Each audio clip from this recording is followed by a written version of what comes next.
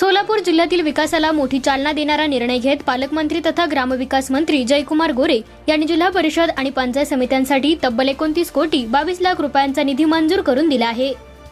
मुख्यमंत्री देवेंद्र फडणवीस यांच्या मार्गदर्शनाखाली घेतलेल्या या निर्णयामुळे जिल्ह्यातील ग्रामीण विकासाला नवी गती मिळणार आहे। सोलापूर जिल्ह्यात नुकत्याच पार पडलेल्या जिल्हा परिषद व पंचायत समिती निवडणुकांमध्ये भारतीय जनता पक्षाला मिळालेल्या यशानंतर जनतेने दाखवलेल्या विश्वासाला उतराई होत मंत्री गोरे यांनी दिलेले आश्वासन पूर्ण केले आहे।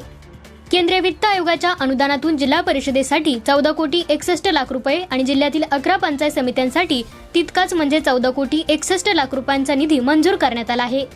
एकूण 29 कोटी 22 लाख रुपयांचा हा निधी 23 मार्च 2026 रोजीच्या शासन निर्णयानुसार वितरित करण्यात आला आहे।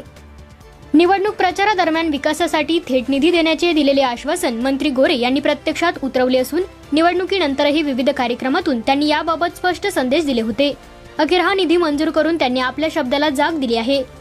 या निधीमुळे जिल्हा परिषद गट आणि पंचायत समिती गणांमध्ये विविध विकास कामांना वेग येणार असून रस्ते, पाणी पुरवठा, स्वच्छता आणि इतर मूलभूत सुविधांमध्ये मोठी सुधारणा होण्याची अपेक्षा आहे। नवनिर्वाचित सदस्यांनी मंत्री गोरे यांचे कौतुक करत आभार व्यक्त केले असून सर्वसामान्य नागरिकांमध्येही समाधानाचे वातावरण आहे। एकूणच सोलापूर जिल्ह्याच्या विकासासाठी हा निधी गिफ्ट ठरत असून ग्रामीण भागातील प्रगतीसाठी ही मोठी संधी मानली जात आहे।